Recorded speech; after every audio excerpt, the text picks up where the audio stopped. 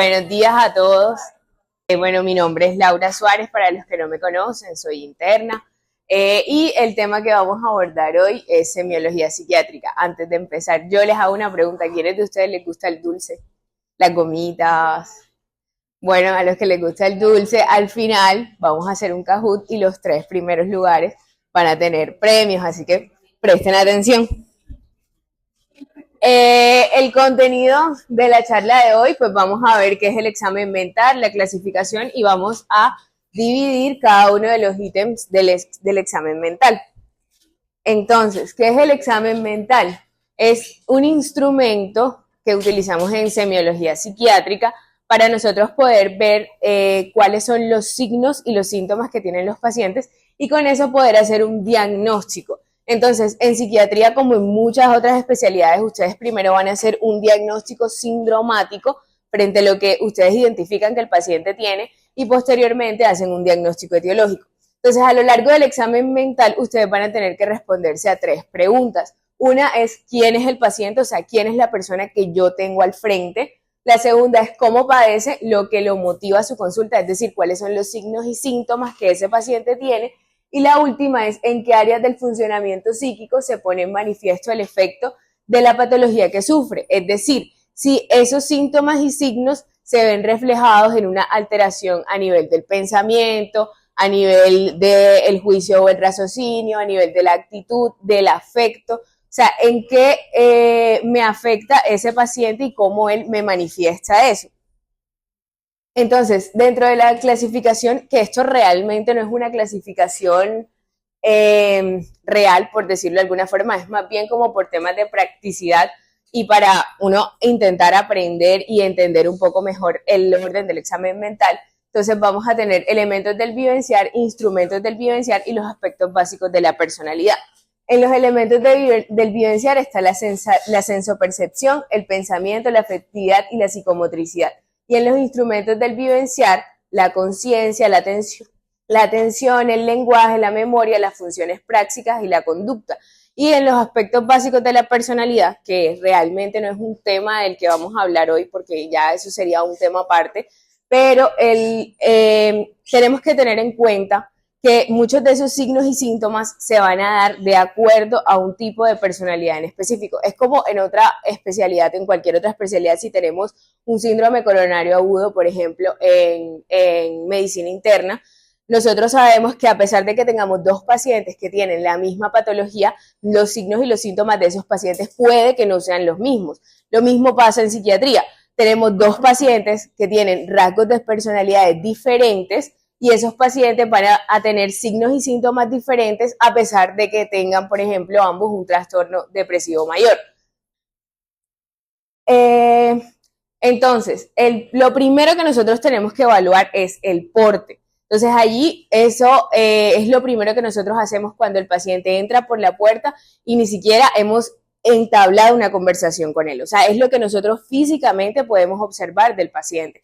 Y ahí vemos la apariencia, la vestimenta, si el paciente tiene prendas limpias o si está sucio. Si es un niño, podemos ver si el paciente viene desnutrido, si el niño está descuidado o si por el contrario está bien nutrido. Ya eso nos va a nosotros orientando más o menos a cuál es el contexto social, económico de ese paciente. El olor, esto también es muy importante porque, digamos, en los pacientes que vienen con un olor a una sustancia en particular, que son consumidores de sustancias, ya eso nos está dando pues un indicio también, el pelo, las uñas, el tabique nasal, porque recuerden que hay algo que causa perforación del tabique nasal y es que, exactamente, entonces ya eso nos va dando un indicio de esos pacientes. El maquillaje, porque por ejemplo, si yo les digo que ustedes están por allá en Tierra Perdida haciendo el rural y a la consulta les llega o a la urgencia les llega un paciente que se ve así como el guasón, ¿ustedes qué piensan? O sea, ¿qué es lo primero que se les llega a la mente?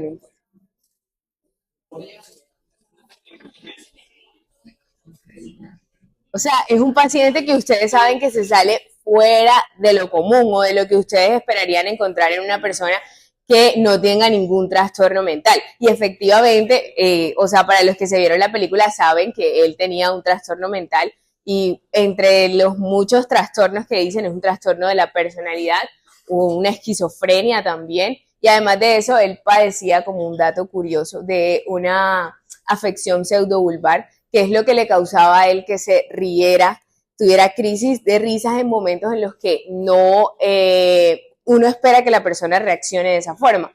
Entonces eso era lo que le pasaba a él, y eso puede ser consecuencia de trastornos mentales o de algún daño neurológico, de algún trauma cráneoencefálico. Eso también puede causar afección pseudovulvar. Eh, Esto, el signo de Mikulicz y el signo de Russell, no sé si alguno sabe qué es, o no sé si de pronto se atreven a decir en qué patología creen que pueden encontrar esto. Exacto. En trastornos de la conducta alimentaria. El signo de Russell es una hiperkeratosis que aparece a nivel de los nudillos y sale precisamente por el contacto entre el diente y el nudillo. Entonces, el contacto constante por la inducción del vómito nos genera el signo de Russell. Entonces, si ustedes ven esto en un paciente que tiene signos y síntomas propios de trastorno de la conducta alimentaria, que ya será otro tema que hablaremos después, ya ustedes pueden ir induciendo el diagnóstico. Y el signo de Mikulicz es una hiperplasia de las glándulas paratiroides, de las glándulas lagrimales y de las glándulas salivales, y ocurre por hiperemesis, o sea, también en pacientes con trastornos de la conducta alimentaria que vomitan muy frecuente, pero no es un signo patognomónico de esto. O sea, esto ustedes lo pueden encontrar en un paciente con síndrome de Sjögren o en un paciente con leucemias, con linfomas, con lupus. O sea, no es patognomónico, pero si ya tienen los signos y síntomas de un paciente que con anorexia nerviosa, un paciente con bulimia, ya ustedes pueden ir haciendo un diagnóstico diferencial. Lo segundo que vamos a evaluar es la actitud. Entonces, lo primero es un paciente colaborador, que es aquel paciente que en la consulta nosotros podemos hablar con él, que mantiene una conversación fluida con nosotros, que responde adecuadamente a lo que nosotros le preguntamos. Ese es un paciente con una actitud colaboradora. Aprensivo es aquel paciente que está inquieto, y aquí podemos tener dos extremos. El paciente que está inquieto porque quiere que la consulta se acabe rápido, o el paciente que está inquieto porque quiere saberlo todo, o sea, todo lo pregunta. Eso es un paciente aprensivo. Está el paciente agresivo, desafiante o violento, el paciente complaciente, que es aquel que busca un beneficio que probablemente se pueda mostrar de una manera, pero realmente no la es, y esto nosotros lo vamos a ver en pacientes con trastornos límites de personalidad. Podemos encontrar una actitud complaciente. El manipulador es aquel paciente que busca de alguna forma moderar las cosas a su acomodo. El paranoide es aquel paciente también que está inquieto, que no quiere estar ahí, que se quiere ir, que todo le asusta, que todo le causa temor o le causa angustia. Y el paciente pueril es aquel que su edad cronológica no concuerda con su edad aparente. Es decir, un paciente que les llega a la consulta a ustedes que tiene 50 años y se comporta como un niño de 10. O sea, eso es algo que no tiene concordancia, y eso nosotros lo llamamos una actitud pueril. En la conciencia, entonces, es lo que nosotros estamos acostumbrados a ver. Realmente se evalúa con la escala de Glasgow, pero aquí agregamos el estado de hiperalerta, porque en psiquiatría nosotros podemos encontrar pacientes en este estado, por ejemplo, pacientes en manía, que viven todo el tiempo eufóricos. Son pacientes que pueden estar hiperalertas, o pacientes con consumo de sustancias, por ejemplo, el LSD, o los pacientes que consumen hongos. Los podríamos encontrar ahí.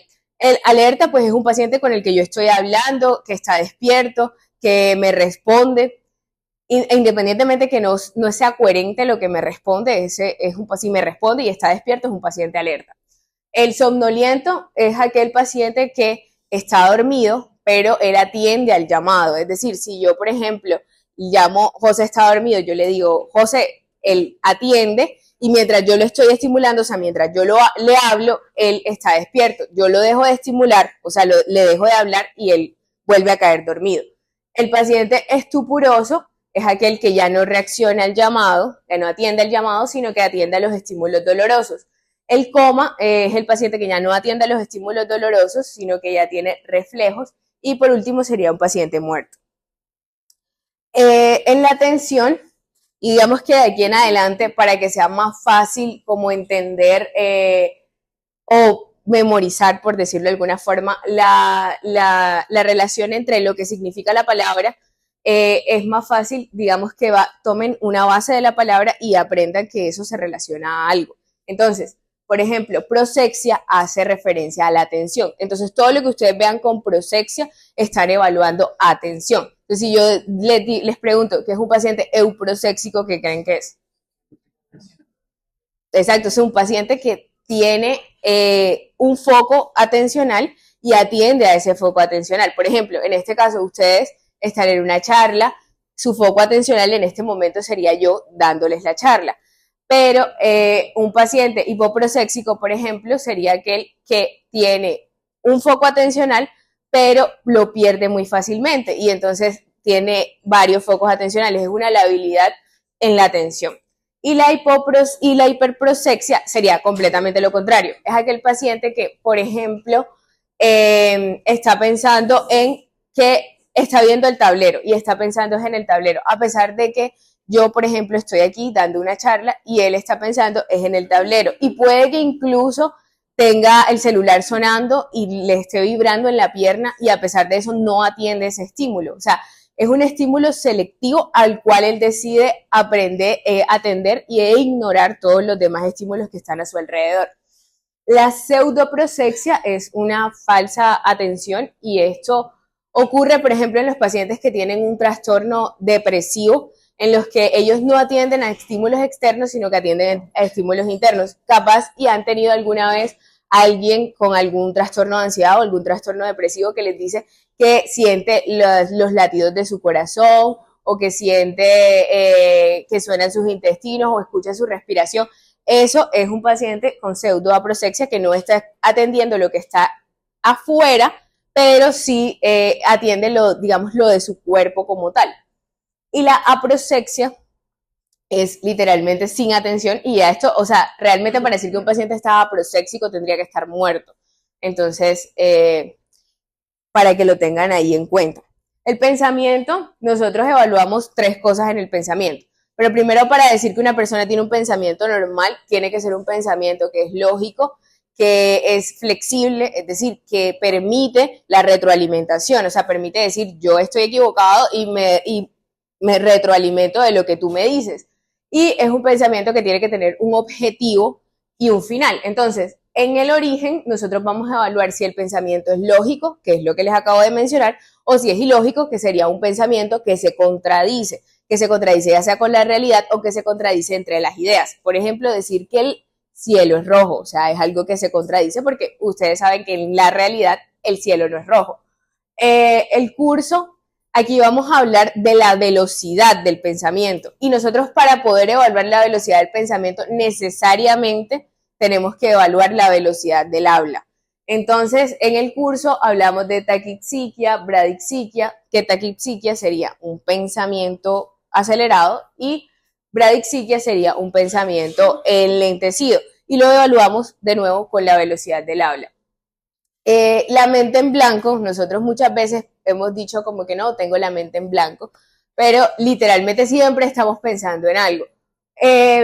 La mente en blanco se da en algunos pacientes en los que por periodos de tiempo, ya sean cortos o largos, tienen literalmente la mente en blanco, o sea, no están pensando en absolutamente nada. Y esto es algo que es bien difícil de evaluar porque, como les dije, el pensamiento se evalúa a través del habla. Si un paciente habla rápido, yo puedo pensar que el paciente tiene un pensamiento rápido. Entonces, para pensar en que un paciente tiene la mente en blanco es que un paciente no me diga nada. Entonces, eso no es indicativo 100% de que el paciente tiene la mente en blanco. Entonces, es bien difícil de evaluar. El contenido, aquí vamos a evaluar si es un contenido normal, si es un contenido coherente, las ideas de muerte o de suicidio, que ojo, esto es súper importante porque recuerden que el suicidio es un problema de salud pública. Entonces, así el paciente no me refiere a mí ideas de muerte o ideas suicidas, yo tengo que tener muy en cuenta que si es un paciente que ya ha tenido intentos previos, si es un paciente que tiene un rasgo límite de personalidad o si es un paciente que está depresivo severamente, es un paciente al que yo tengo que derivar a la consulta con psiquiatría. Yo no me puedo quedar con ese paciente porque tiene mucho riesgo de tener un intento suicida. La ideación delirante, pues es aquella que es más fantasiosa, que se sale de la realidad. La erotomanía es creer que una persona que tiene más estatus, ya sea económico, social o que es una persona famosa, tiene sentimientos ya sea amorosos o sexuales hacia el paciente. Es decir, un paciente que le llegue diciendo que Petro está enamorado de él, por ejemplo. O sea, eso es erotomanía. En la grandeza son ideas donde se superpone el ego del paciente por encima de lo que de su realidad. Ya, un paciente que les diga que es la persona más rica del mundo, cuando esto realmente no es así. Por ejemplo, la celotipia es la creencia de que la pareja de ese paciente le es infiel, pero sin que esta pareja le esté dando motivos. O sea, son pensamientos que aparecen súbitamente, no son pensamientos que tengan algún fundamento. Y ojo, cuando esto aparece en pacientes que tienen más de 60 años, que son hombres, porque podrían estar debutando con algún trastorno neurocognoscitivo. O sea, el debut de los hombres con más de 60 años suele ser la celotipia. Entonces, que llega a la consulta y la mujer se refiere que él desde hace un tiempo se pone celoso por todo, que no la deja salir. Ojo con ese tipo de pacientes. La ruina es aquella en donde el paciente cree haberlo perdido todo, pero realmente no es así. La idea obsesiva es aquella que se repite constantemente en la mente y generalmente hasta que no haya una compulsión, o sea, hasta que no haya un acto, esa idea no para. Esto es lo que nosotros vemos. Las ideas obsesivas son típicas del trastorno obsesivo compulsivo. Entonces, es que, por ejemplo, Carlos está allá y él está pensando en que el tablero está torcido. Y eso es lo único que pasa en su cabeza, que el tablero está torcido, que el tablero está torcido. Y hasta que él no lo componga, o sea, hasta que él no tenga la compulsión, que es el acto, esa idea no va a pasar de su cabeza. Y la minusvalía y el autorreproche es lo que nosotros vemos en la depresión, que es que la persona no se siente capaz de hacer las cosas, que se siente menos valioso que las demás personas, etc. Bueno, en el afecto, entonces, evaluamos que el afecto es amplio cuando el paciente muestra sus sentimientos, los expresa y los expresa saludablemente. El ansioso o aprensivo es lo que ya había mencionado. El aprensivo es un paciente inquieto. El exaltado maníaco eufórico, pues su misma palabra lo dice, es un paciente eufórico que está sobreexaltado. El plano es un paciente que no muestra sentimientos, o sea, no es capaz de expresar sus sentimientos, y esto, ¿saben en qué patología lo pueden ver? Ah, ¿no se les ocurre algo? ¿En qué? Exacto, en esquizofrenia. En esquizofrenia podemos encontrar un paciente plano. Y la disociación idioafectiva es aquella en la que el paciente nos manifiesta que se siente de una forma, pero expresa una completamente diferente. O sea, él nos dice que se siente triste, pero nosotros lo vemos en la consulta feliz, sonriendo, y entonces son cosas que no concuerdan lo que dice con lo que muestra. Para evaluar el lenguaje, pues tenemos alteraciones cuantitativas y alteraciones cualitativas. Las alteraciones cuantitativas tenemos la taquilalia, que lalia hace referencia al lenguaje, entonces taquilalia es hablar más rápido, y bradilalia sería hablar más lento. Entonces ahí es cuando tienen que tener mucho cuidado, porque en el examen mental las cosas deben coincidir. O sea, yo no puedo decir que un paciente tiene taquipsiquia, que era que pensara rápido, y poner que el paciente tiene bradilalia. O sea, eso no concuerda, porque recuerden que el pensamiento lo evaluamos con el lenguaje. El mutismo selectivo es cuando el paciente en ciertas situaciones es capaz de hablar, es capaz de tener una conversación normal, pero en otras situaciones no es capaz de hacerlo. Por ejemplo, los pacientes o las personas que sufren de pánico escénico, en momentos en donde tienen que exponerse a un público, entonces no son capaces de hablar. Y el farfulleo es como una taquilalia, pero peor. O sea, el paciente habla mucho más rápido y no es capaz de entenderse lo que él quiere decir. En las alteraciones cualitativas está la palilalia, que es repetir una frase o una palabra, pero de lo que él mismo está diciendo. Entonces es como si yo estuviera hablando y empezara a decir yo. O la ecolalia, por otro lado, es que, por ejemplo, yo esté hablando y diga hola y José, entonces empieza a decir hola. O sea, la ecolalia es repetir lo que alguien está diciendo. La espasmofemia, en términos más simples, la espasmofemia es el gagueo o el tartamudeo. El neologismo es la creación de nuevas palabras y la verbigeración es no verbalizar, no poder verbalizar las palabras. Bueno, evaluando el juicio y el raciocinio, entonces un juicio conservado es aquel paciente que tiene capacidad de hacer crítica, o sea, que tiene capacidad de preguntarse esto por qué es así o esto por qué no es así. El juicio desviado sería completamente lo contrario, o sea, un paciente que no es capaz de hacer crítica. El delirante es aquel en donde su juicio de realidad no concuerda, digamos, con su juicio de fantasía, o sea, él piensa unas cosas que no van en concordancia con la realidad. La interdicción y la inimputabilidad, o sea, no sé si sabe alguno que significan los términos de interdicción e inimputabilidad, ¿no? O sea, estos son términos que realmente se utilizan más en ámbitos legales y la interdicción quiere decir cuando el paciente no es capaz de manejar sus bienes porque tiene algún trastorno mental. Esto es lo que existe muchas veces con los abuelitos que tienen herencias y estos abuelitos tienen algún trastorno mental, entonces establecen alguna demanda, entonces ahí entra el psiquiatra a ver si realmente hay una interdicción en ese paciente, o sea, si él realmente es incapaz de manejar sus propios bienes. Y la inimputabilidad es el hecho de no poderle asignar a una persona responsabilidades legales por tener algún trastorno mental. Entonces es el caso de los pacientes que tienen o de las personas que matan a alguien, por ejemplo, y entonces empieza el tema de que si tenía algún trastorno mental en ese momento, que si el paciente estaba en psicosis o era un paciente con un trastorno límite de personalidad, entonces ahí, pero esto es muy delicado porque muchas veces, o sea, no vayan a creer ustedes, los abogados y muchos psiquiatras también se prestan para decir como que no, el paciente sí estaba bajo algún trastorno mental y en realidad no, solamente como para librarlo de la pena legal que tendría que pagar el paciente. En la sensopercepción, entonces dentro de las alteraciones vamos a encontrar alucinaciones de todo tipo, auditivas, visuales, táctiles, del movimiento. La formicación es sentir que te caminan hormigas o bichitos por el cuerpo. Las propiedades psicodislépticas son, por ejemplo, cuando el paciente te dice, no, yo veo sabores o yo huelo colores, o sea, son cosas que no concuerdan y esto nosotros lo podemos ver en personas que consumen LSD, tienen propiedades psicodislépticas alteradas.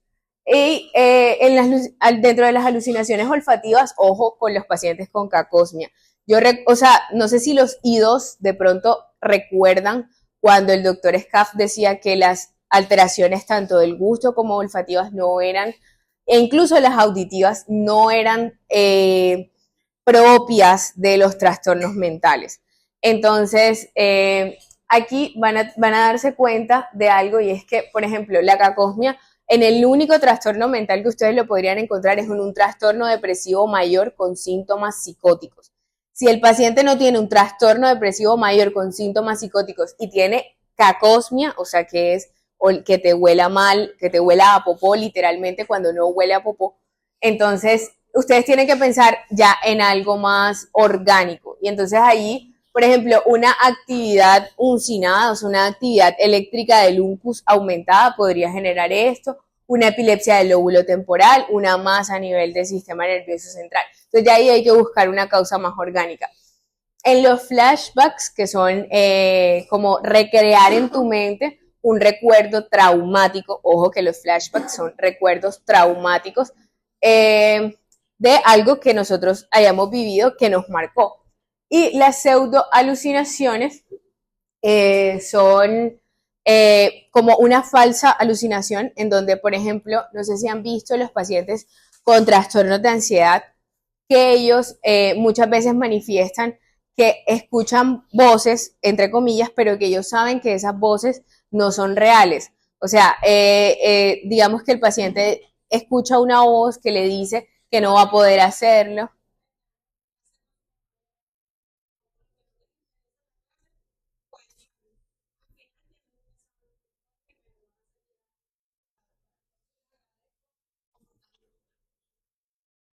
Entonces, son pacientes que no, que manifiestan, que escuchan voces, que les dicen que no pueden, y eso, pero esos pacientes son conscientes de que esas voces no son reales. O sea, que es su mismo trastorno de ansiedad hablando. Eh, y bueno, ya estamos finalizando. Dentro de la conducta motora, entonces tenemos la inquietud motora, que sería esa actividad motora acelerada, la bradiquinesia, que es una actividad motora retardada, o sea, los movimientos de estos pacientes son lentos, la acaticia, que son movimientos extremadamente rápidos, o sea, es la incapacidad de quedarse quieto. La dromomanía es cuando nosotros es literalmente caminar sin rumbo fijo. O sea, son los pacientes que, por ejemplo, viven al norte de Barranquilla y los encuentran en soledad y el paciente lo encuentran descalzo, quemado, con la ropa sucia, psicótico. Bueno, eso es un ejemplo de dromomanía. Los manierismos son los pacientes que tienen movimientos involuntarios repetitivos, o sea, es como que yo estuviera todo el tiempo así haciendo la mano, luego se me calma por un tiempo y otra vez vuelvo a hacer la mano así. Eso es un manierismo. La catatonía es la rigidez muscular extrema. Y esto, ojo, porque en los pacientes que toman antipsicóticos, esto puede ser un efecto secundario, es la catatonía. Entonces, por ejemplo, dentro de los antipsicóticos, ¿cuáles recuerdan? O sea, alguno que se les... El haloperidol, la quetiapina, la risperidona, ajá, la olanzapina, la clorpromacina. Bueno, esos son algunos de los antipsicóticos para que los tengan en cuenta, porque si ustedes están en un rural, les llega un paciente que toma antipsicóticos y el paciente está muy rígido, o sea, no puede moverse bien, le cuesta, eso es puede ser un síntoma, un efecto adverso del medicamento. La rigidez, pues, es una rigidez muscular, pero digamos que es un nivel menor a la catatonía. La ecopraxia es como la ecolalia, pero en movimiento. O sea, la ecopraxia es que si yo hago este movimiento, entonces la persona que está al frente empieza a repetirlo involuntariamente. Y esto lo podemos ver en pacientes con trastornos del espectro autista. Y el síndrome de Cotard es que la persona niega la existencia de partes de su cuerpo, niega que no tiene corazón, que no tiene intestinos, o niega como tal la existencia de sí mismo o la existencia del mundo. En cuanto a la memoria, pues la evaluamos en alteraciones cuantitativas y cualitativas. La amnesia es la incapacidad de poder recordar. La hipernesia es la capacidad de recordar cosas que, digamos, no son tan significativas y que en una persona normal o en ese paciente en algún momento no hubiese podido ser capaz de recordar. Y la inteligencia de los tontos, se llama así, es un término que se utiliza para designar a los pacientes que tienen trastornos cognitivos y que son capaces de recordar cosas que no tienen como alguna validez pues en la vida, en la práctica. Por ejemplo, que estos pacientes, a pesar de que tienen algún trastorno cognitivo, son capaces de recordar, por ejemplo, todos los números de un directorio. Entonces a eso se le conoce en psiquiatría como inteligencia de los tontos. Las alteraciones cualitativas, tenemos el déjà vu, que capaz y a muchos les ha pasado, y es que tienen la percepción de que están viviendo en el momento algo que ya habían vivido antes. El jamais vu es tener la sensación de que están viviendo algo nuevo cuando ya habían hecho eso. O sea, por ejemplo, decir que yo tengo la sensación ahorita de que es la primera vez que expongo cuando realmente no es la primera vez que expongo. Eso sería un jamais vu, que es mucho más raro, es más frecuente que pase el déjà vu. La invención de los oías es las personas que creen que tienen un doble y que ese doble quiere hacerles daño o quiere dañar su imagen. Y el falso reconocimiento es no poder asignar a las personas por su nombre o por los recuerdos que tiene esa persona. Y esto lo podemos encontrar, por ejemplo, en personas con Alzheimer. Es muy frecuente el falso reconocimiento. Y para finalizar, ya está la última diapositiva, entonces, las alteraciones del sueño. Entonces, dentro de las alteraciones del sueño tenemos el insomnio, que es digamos, la dificultad para conciliar el sueño o para mantenerse dormido. El sonambulismo son movimientos motores complejos que se dan cuando la persona está dormida. La hipersomnia diurna es el paciente que se mantiene somnoliento durante el día. El somniloquio es hablar dormido. Las alucinaciones hipnagógicas son alteraciones sensoperceptivas que se dan, o sea, alucinaciones ya sea de tipo auditivas, visuales, que se dan cuando el paciente se está quedando dormido. Y las alucinaciones hipnopómpicas son aquellas alteraciones sensoperceptivas que se dan cuando el paciente se está despertando. Ojo, hipnagógicas es cuando el paciente se está quedando dormido, hipnopómpicas cuando el paciente se está despertando. La parálisis del sueño es la incapacidad de poder moverse o hablar cuando el paciente está dormido o cuando se está despertando.